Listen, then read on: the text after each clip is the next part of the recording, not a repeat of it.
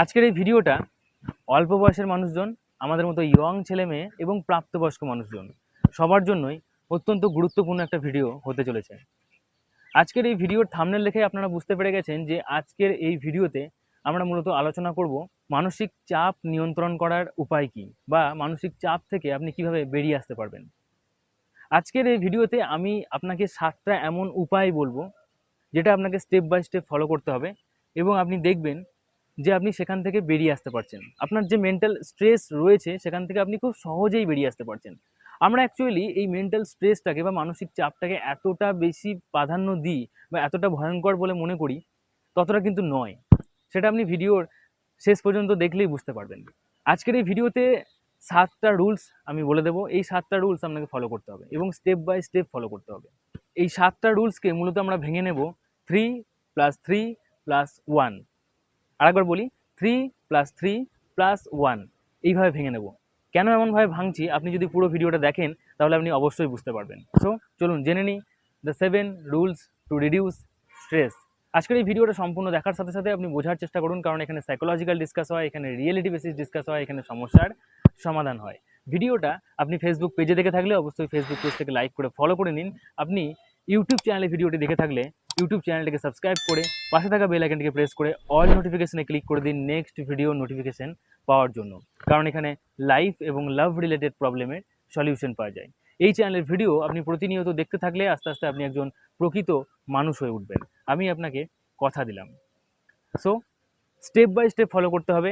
3+3+1 total 7 rules. একটু মনোযোগ সহকারে শুনবেন, স্কিপ করবেন না, এতে আপনারই ক্ষতি।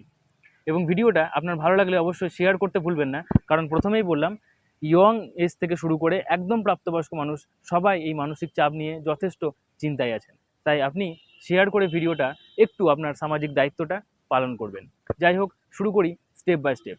ফার্স্ট স্টেপ যেটা, সেটা খুব ইজি স্টেপ, এবং এই স্টেপটা সম্বন্ধে হয়তো আপনি আগেও অনেকবার শুনেছেন, কিন্তু আজকে আমি একবার বলে দেওয়ার পর হয়তো এটা আপনার মাথায় ঢুকে যাবে।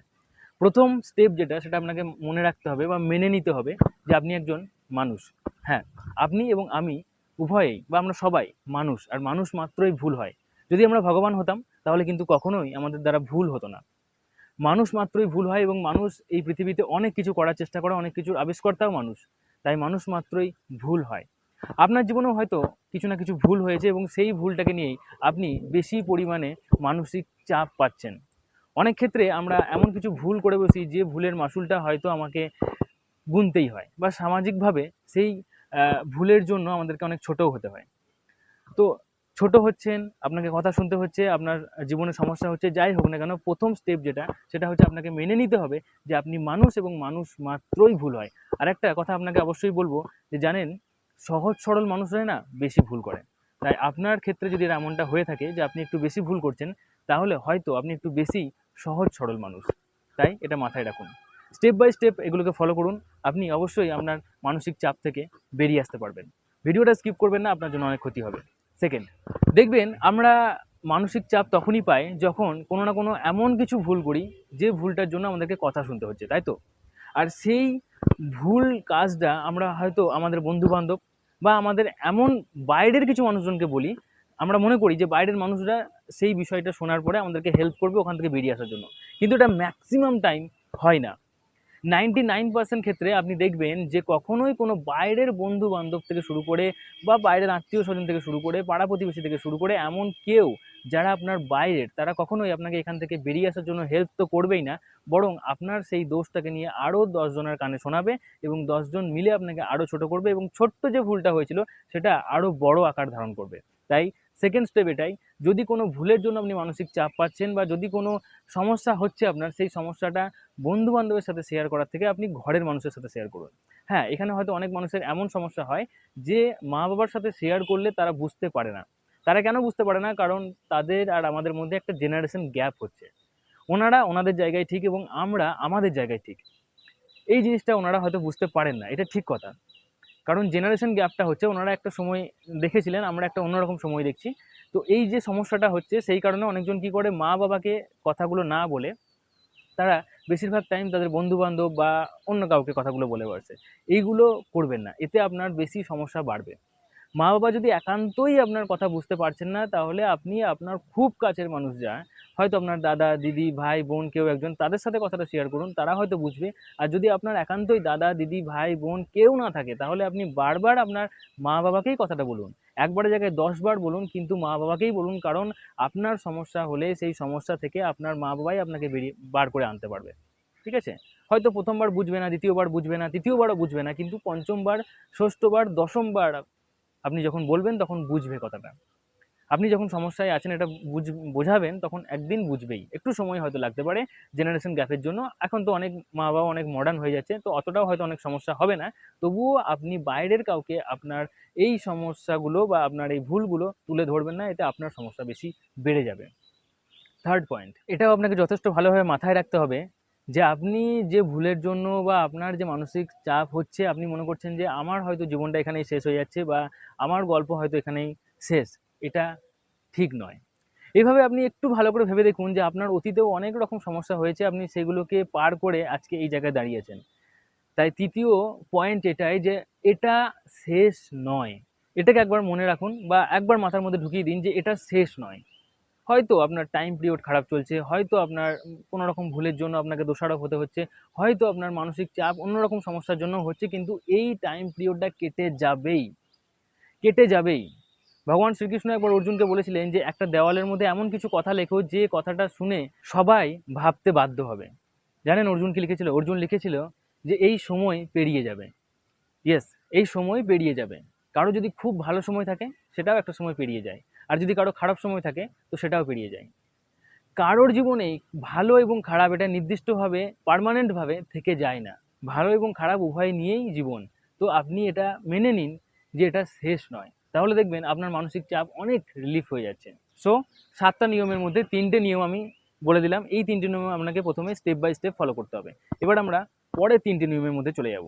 এই 3টে বিষয় মেনে নেওয়ার পরেই আপনাকে যে কাজটা করতে হবে সেটাই হচ্ছে ফোর্থ স্টেপ। সেটা হচ্ছে যে আপনার যে কাজগুলো ভালো লাগে সেই কাজগুলো আপনাকে একটু বেশি সময় দিতে হবে। হ্যাঁ, যদি আপনার গান শুনতে ভালো লাগে তাহলে আপনি একটু বেশি গান শুনুন, কিন্তু স্যাড সং নয়। যদি আপনার একটু ঘোরাঘুরি করতে ভালো লাগে তাহলে একটু ঘুরতে যান। যদি আপনার কারোর সাথে সময় কাটাতে ইচ্ছা করে তাহলে তার সাথে সময় কাটানোর চেষ্টা করুন। যদি আপনার ড্রয়িং করতে, ড্যান্স করতে, যাই আপনার ভালো লাগে, যেটা আপনার হবি, সেটার উপরে একটু সময় দিন। দেখুন আপনি যখন আপনার পছন্দের কাজগুলো করবেন তখন অটোমেটিক মানসিক চাপ থেকে আপনি বেরিয়ে আসতে পারবেন। আর যে সময়টাতে আপনি আপনার হবিগুলো করবেন বা আপনার পছন্দের কাজগুলো করবেন, তখন দেখবেন মানসিক চাপ সঙ্গে সঙ্গে দূর হয়ে গেছে এবং ওই টাইম পিরিয়ডটাতে তো আসছেই না। তার মানে ওই টাইম পিরিয়ডটাতে যখন আসছে না, তখন আপনি ওই টাইম পিরিয়ডটাতে তো মানসিক চাপ পাচ্ছেনই না, বরং ওই টাইম পিরিয়ডটা কেটে যাওয়ার পরেও অনেকক্ষণ আপনার মানসিক চাপ আসবে না। সো নিজের হবির ওপরে একটু সময় দিন। ফিফথ পয়েন্ট, খুব গুরুত্বপূর্ণ পয়েন্ট, একটু সময় কাটান। কার সাথে? যার সাথে আপনার ভালো লাগে। হতে পারে আপনার ফ্যামিলি মেম্বার্স, হতে পারে আপনার বয়ফ্রেন্ড গার্লফ্রেন্ড, হতে পারে আপনার হাজব্যান্ড ওয়াইফ, যেই আপনাকে ভালোবাসে, যে আপনার খুব কাছের মানুষ, তার সাথে একটু সময় কাটান। বেশিরভাগ ক্ষেত্রে আমি বলবো যে আপনি আপনার ফ্যামিলি মেম্বার্সদেরকে নিয়ে সময় কাটান। পারলে পুরো পরিবার সমেত বাইরে কোথাও ঘুরে আসুন। পুরো পরিবারের সাথে হেসে খেলে মজা করে একটু সময় কাটান। একসাথে সিনেমা দেখুন। আপনার মা বাবা যদি একটু পুরোনো দিনের সিনেমা দেখতে পছন্দ করে, তাহলে মায়ের সাথে বাবার সাথে বসে পুরোনো সিনেমা দেখুন। মা বাবা খুশি হবে এবং একটা নস্টালজিক ফিল আসবে আপনার মধ্যে। যদি আপনার মা বাবা ঘর থেকে হয়তো অন্য কোথাও যেতে চায় না বা যেতে পারছেন না, এমন একটা সমস্যা, তাহলে ঘরের মধ্যেই পিকনিক করুন ছোট করে একটা। আশেপাশে দু একজন মানুষকে নিয়ে, কিংবা যার সাথে আপনি খুব ভালো বন্ধুত্ব করেন বা আপনার ভালো সময় কাটে, তাদেরকে নিয়ে আসুন, ঘরের মধ্যে একটা ছোট্ট পিকনিক করুন। এইভাবে একটু সময় কাটান নিজেদের মানুষের সাথে। নিজেদের মানুষের সাথে সময় কাটালে অবশ্যই আপনার সেই টাইম পিরিয়ডটার জন্য বাকি টাইম পিরিয়ডটা অনেকটা সুন্দর হয়ে উঠবে। এটা কিন্তু খুব গুরুত্বপূর্ণ একটা পয়েন্ট। কিন্তু ম্যাক্সিমাম ক্ষেত্রে আজকের ছেলেমেয়েরা মা বাবাদের থেকে অনেকটা ডিট্যাচ হয়ে যাচ্ছে। সেই কারণে তারা একান্তে অনেকটা লোনলিনেস ফিল করছে, একাকিত্বে ভুগছে তারা। এই জিনিসটা একটু বোঝার চেষ্টা করবেন। সিক্সথ পয়েন্ট, ভোরবেলা একটু ওয়াক করুন, একটু হাঁটাহাঁটি করুন। ভোরবেলা উঠুন এবং যখন গাড়ির ধোঁয়া, ধুলো, হ্যাঁ, লোকের ক্যাচর ম্যাচর এগুলো যখন নেই, সেই টাইমটাতে, সেই ব্রহ্ম মুহূর্তে আপনি একটু বাইরে হেঁটে আসুন। আমি বলছি বাইরে সামান্য, বাইরে আপনার আধ ঘন্টা 1 ঘন্টা যদি আপনি হেঁটে আসেন, তাহলে কিন্তু অনেকটাই আপনার মানসিক চাপ থেকে আপনি নিয়ন্ত্রণ করতে পারবেন, মানসিক চাপ থেকে বেরিয়ে আসতে পারবেন। আপনার মেন্টাল স্ট্রেসটা অনেক ক্ষেত্রে কমে যাবে। কিন্তু হ্যাঁ, এটা একদিনে হবে না, একটু সময় লাগবে। কিন্তু তবুও বলছি, প্রকৃতির মাঝে ভোরবেলা যদি আপনি একটু হেঁটে আসেন, নদীর পাড়ে হোক কিংবা কোনো ক্যানেল যদি থাকে সেই ক্যানেলের পাড়ে পাড়ে হোক, কিংবা হয়তো একটু ছোটোখাটো জঙ্গলের মতো আছে, কিংবা রাস্তার দুপাশে গাছ আছে, সেরকম জায়গা দেখে একটু হেঁটে আসুন। কিংবা যদি আপনি খুবই মানে জনবসতি এলাকায় থাকেন, তাহলে যে জায়গাটাতে একদম লোক থাকে না সেইখানটাতে যান। যদি আপনি কোনো ফ্ল্যাটে থাকেন, তাহলে সবথেকে বড় যে ছাদটা আছে সেই ছাদের মধ্যে আপনি একটু হাঁটাচলা করুন, একান্তে একটু সময় কাটান, একটু হাঁটাচলা করুন। হাঁটাচলা করলে একটু শরীর ভালো থাকে, এবং শরীর ভালো থাকলে মেন্টাল স্ট্রেস অনেক কম হয়ে যায়। এটা আপনি আস্তে আস্তে বুঝতে পারবেন।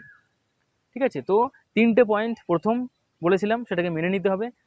নেক্সট যে 3টে পয়েন্ট বললাম সেটা আপনাকে করতে হবে, এবং লাস্ট যে পয়েন্টটা বলবো সেটা আপনাকে একটু গুরুত্ব সহকারে মানতে হবে। কি বলুন তো? অ্যাকসেপ্ট করতে শিখুন। হ্যাঁ, জীবনে একটু অ্যাকসেপ্ট করতে শিখুন। কারণ আমরা ভগবানের দ্বারা সৃষ্টি। আমরা কখনো আমাদের মা বাবা, আমাদের ফ্যামিলি, আমাদের পরিবার, আমরা বড়লোক ঘরে জন্মাবো নাকি গরিব ঘরে জন্মাবো, আমরা জীবনে হুট করে সাকসেস পেয়ে যাবো নাকি প্রচুর আমাদেরকে খাটতে হবে, প্রত্যেকটা জিনিসের জন্য আমাদেরকে টাকা সঞ্চয় করতে হবে, নাকি হুটহাট করে সব জিনিস পেয়ে যাবো, এগুলো আমরা ডিসাইড করিনি। এগুলো হয়তো ভগবান ডিসাইড করেছে। তারপরে ভগবান বলেছেন যে তুমি কর্ম করে যাও। এবার কর্ম করতে করতে আমাদের একটু সময় লাগবে। হয়তো যে একটা বড়লোক ঘরে ছেলে, সে হয়তো হুট করেই একটা স্ট্যান্ডার্ড জায়গায় চলে যেতে পারছে, কিন্তু যারা আমরা গরিব ফ্যামিলি ছেলে, তারা হয়তো একটু বেশি খাটতে হচ্ছে। একটা ছেলের যেখানে 5 মিনিটে হয়ে যাচ্ছে, সেখানে হয়তো আমাদের 5 দিন সময় লাগছে, কারো ক্ষেত্রে আবার 5 মাস, কারো ক্ষেত্রে কিন্তু 5 বছর। তাই একটু অ্যাকসেপ্ট করুন আপনার নিজের এই সমস্যাগুলো, আপনার নিজের যে সময়টা চলছে সেগুলোকে অ্যাকসেপ্ট করুন, নিজেকে অ্যাকসেপ্ট করুন। এবং আরেকটা কথা, আপনি একটু যদি ভেবে দেখেন তাহলে বুঝতে পারবেন যে আপনি কিন্তু বহু মানুষের থেকে, কয়েক কোটি বা কয়েকশো কোটি মানুষের থেকে ভালো পজিশনে আছেন। একটু ভেবে দেখুন, আপনি যে এখন পজিশনে আছেন না, এই পজিশন থেকে নামিয়ে ধরুন একটা এমন পজিশনে আপনাকে রেখে দেওয়া হলো যে পজিশনে সম্পূর্ণ জিরো। একবার ভেবে দেখুন আপনার কতটা ভয়ঙ্কর অবস্থা হতে পারে। ধরুন আপনার কাছে একটা ছোট্ট বাড়ি আছে, একটা ছোট্ট গাড়ি আছে, কিংবা গাড়ি নেই, ছোট্ট একটা বাড়ি আছে, একটা ছোট্ট ফ্যামিলি আছে, হেসে খেলে আপনারা মজা করেন। সেখান থেকে ধরুন আপনাকে সরিয়ে দেওয়া হলো, আপনার ফ্যামিলি মেম্বার সবাই মারা গেলেন একসাথে, আপনার ঘরটা ভেঙে গেল, আপনার কাছে যা যা ছিল সব কিছু চুরি হয়ে গেল, সব কিছু নষ্ট হয়ে গেল, এবং সম্পূর্ণভাবে আপনি একা দাঁড়িয়ে আছেন পৃথিবীতে পুরো জিরো নিয়ে। তাহলে আপনার কেমন লাগবে? সত্যি এটা খুব ভয়ঙ্কর। তাই আপনি বহু মানুষের থেকে বেটার পজিশনে আছেন, আপনি, আমি, আরও বহু মানুষ বেটার পজিশনে আছেন, আছি আমরা। এইটাই যদি আমরা অ্যাকসেপ্ট করে নিই না, তাহলে আমাদের মানসিক চাপ অনেক ক্ষেত্রে কমে যাবে। এই জিনিসটা বুঝতে হবে। তো 3+3+1, এটা যদি আপনি বুঝতে পারেন, the 7 rules to reduce stress, mental stress. আশা করি বুঝতে পেরেছেন ভিডিওটা বুঝতে পারলে অবশ্যই লাইক করুন, এবং ভিডিওটা এখনও পর্যন্ত যদি আপনি দেখে থাকেন তাহলে অবশ্যই নিচে কমেন্টে জানাতে ভুলবেন না যে আপনার এই ভিডিওটা কেমন লাগলো। কমেন্ট অবশ্যই করবেন, এবং শেয়ার করতে ভুলবেন না মানুষকে। আপনার হোয়াটসঅ্যাপের মাধ্যমে জাস্ট স্ট্যাটাস দিয়ে দিন একটা, সেই স্ট্যাটাস থেকে হয়তো 10টা মানুষ দেখবে, এবং কোনো না কোনো একটা কথা তাদের ভালো লাগবে, এবং তাদের জীবনটা শুধুমাত্র আপনার ভিডিওটা শেয়ার করার জন্য ভালো হয়ে যাবে। সো অবশ্যই ভিডিওটা শেয়ার করুন, এবং এখনও পর্যন্ত চ্যানেলটি সাবস্ক্রাইব করে না থাকলে চ্যানেলটি সাবস্ক্রাইব করে পাশে থাকা বেল আইকনটি প্রেস করে অল নোটিফিকেশনে ক্লিক করতে ভুলবেন না, কারণ এখানে লাইফ এবং লাভ রিলেটেড প্রবলেমের সলিউশন পাওয়া যায়। চলুন আজকের মতো এটুকুই। Tata, take care, thank you, ভালো থেকো, ভালো রেখো।